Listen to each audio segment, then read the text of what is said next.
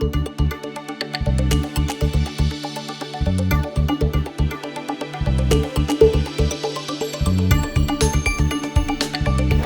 I'm Jody Bartley for Investing Insights.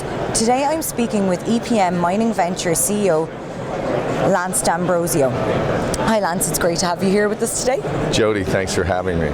To begin with, can you tell us about your Utah project, and can you give our audience a brief understanding of what a sulfate of potash deposit is and why it is that we don't see many naturally occurring deposits?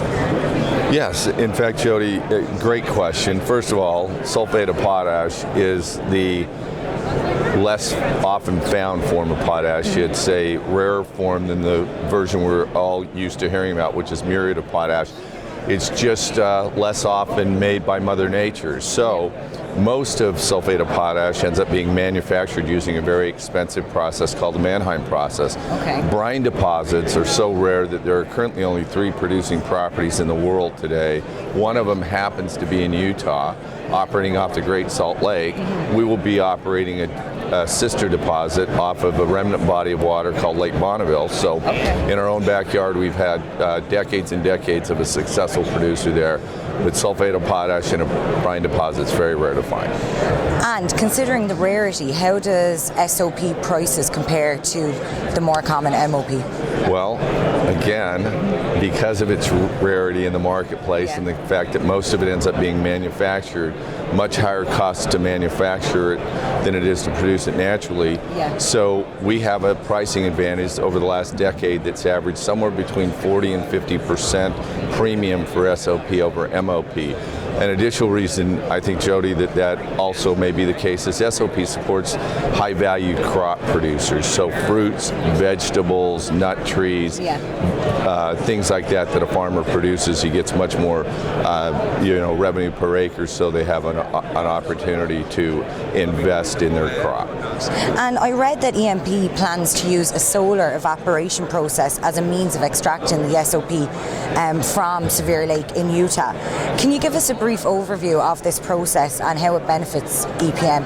Yes, in fact, it's very off-the-shelf technology that is used in the actual processing facility, and also in terms of the actual extraction of the brine and the production in the pond. So it's a solar pond process. Mother Nature is doing about 90% of our labor.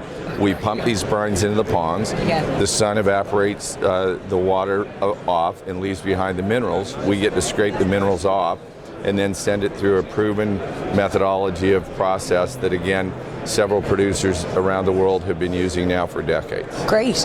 And Lance, what can we expect from EPM over the coming year? Well, it's going to be a big year for us. 2013 is our defining year for the project. Last year, we had a great year. We produced a 43101 resource report. Great. The information's published as of May of last year.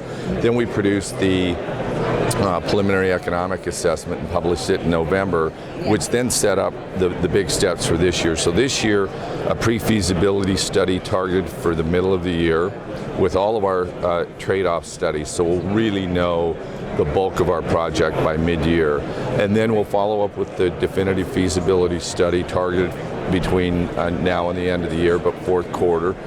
And additionally, we'll be permitting the project as the year progresses. So we're in the middle of several permitting steps: the environmental impact statement, a mine plan permit with the state of Utah, and also a mine permit with the federal government, the BLM. So it is a big year for us. So we're looking forward to it. We're very excited.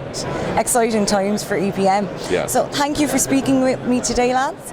There you have it, 2013, defining year for EPM Mining Ventures. EPM trades on the TSXV under the symbol EPK. I've been Jody Bartley for the Investing News Network.